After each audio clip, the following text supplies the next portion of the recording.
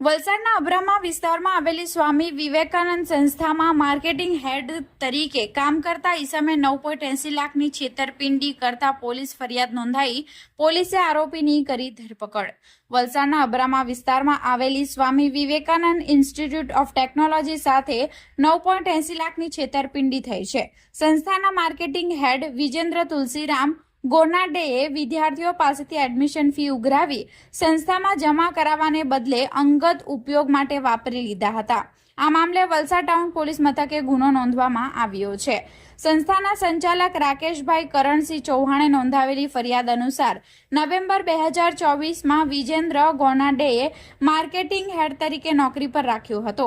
વિજેન્દ્રનું મુખ્ય કાર્ય સંસ્થાના કોર્સ માટે વિદ્યાર્થીઓનું માર્કેટિંગ કરી પ્રવેશ અપાવવાનું અને તેમની ફી ઉઘરાવવાની અને સંસ્થામાં જમા કરાવવાનું હતું। શરૂઆતમાં વિજેન્દ્રએ સંસ્થાનો વિશ્વાસ જીત્યો હતો, પરંતુ ઓક્ટોબર 2025 પછી તેની દાનત બગડી હતી।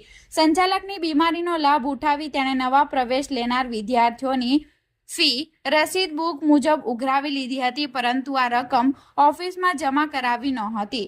જ્યારે સંચાલકે ફી બાબતે પૂછપરછ કરી ત્યારે તેણે ખોટા બહાના બનાવ્યા હતા।